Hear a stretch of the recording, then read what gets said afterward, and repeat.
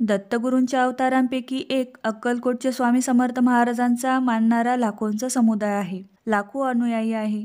स्वामी समर्थ महाराज यांच्या कृतीतून उक्तीतून काही ना काही उपदेश मिळत असतो. स्वामींची उपासना न चुकता करावी, अशक्यही शक्य करतील स्वामी, असा अनेकांचा अनुभव आहे.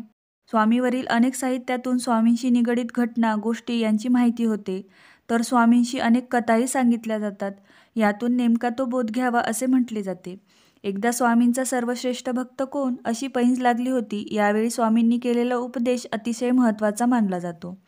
एका कथेनुसार स्वामींच्या श्रेष्ठ भक्ताला संपूर्ण एका महिन्यापर्यंत नैवेद्य अर्पण करण्याचा मान मिळणार असल्याची वार्ता पसरते. एक सावकार, एक हलवाई आणि एक गावकरी आपापला दावा करतात.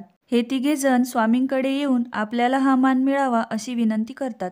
यावेळी पुढील 7 दिवसात तुम्ही अशी कृती करा जी सर्वोच्च असेल अशी अट स्वामी ठेवतात. सावकार स्वामींची मूर्ती घडवायची असे ठरवतात. हलवाई उत्तम मिठाई तयार करण्यासाठी कामाला लागतात. एक दिवशी सावकार आणि हलवाई रस्त्यात भेटतात. एकमेकांची निंदा करतात.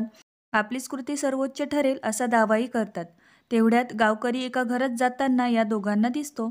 गावकरी त्या घरातून बाहेर पडल्यावर आमचा मित्र इथे येऊन काय करत होता असा प्रश्न ते दोघे घरातील एका व्यक्तीला विचारतात. यावर आमच्यासोबत बसतात, गप्पा गोष्टी होतात, चहा पाणी घेऊन ते निघून जातात, बाकी काही नाही असे उत्तर मिळते. ते दोघेही मनोमन आनंदून जातात. मुदत संपल्यावर स्वामी तिघांकडे जातात. स्वामी प्रथम सावकाराकडे जाऊन त्यांनी घडवलेली मूर्ती पाहतात. मग हलवाईकडे जाऊन मिठाईची चव पाहतात. मग गावकऱ्याकडे जातात आणि विचारतात, तू काय केलेस? यावर स्वामी, मी काय विशेष करणार, मी फक्त तुमच्याबद्दल, तुमच्या लीलांबद्दल आणि तुमच्या सामर्थ्याबाबत लोकांना माहिती दिली. तुम्ही जो उपदेश करता त्याबाबत लोकांना समजावून सांगितले, नामस्मरणाचे महत्त्व पटवून दिले, चांगला मार्ग दाखवण्याचा प्रयत्न केला. तुमची शिकवण समाजातील सर्व घटकांपर्यंत पोहोचवण्यासाठी काही प्रयत्न केले, असे गावकरी उच्चारतो.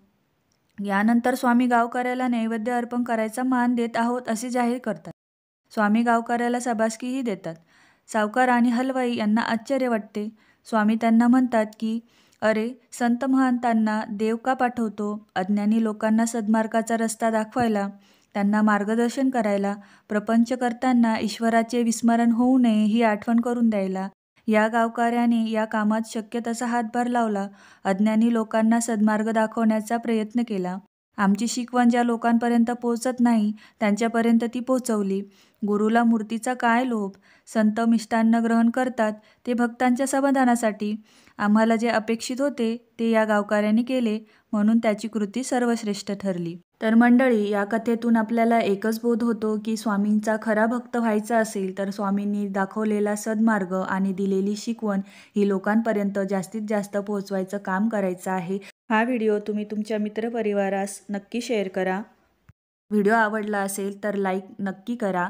तसेच चॅनलला सबस्क्राईब करायला अजिबात विसरू नका. श्री स्वामी समर्थ. जय जय स्वामी समर्थ.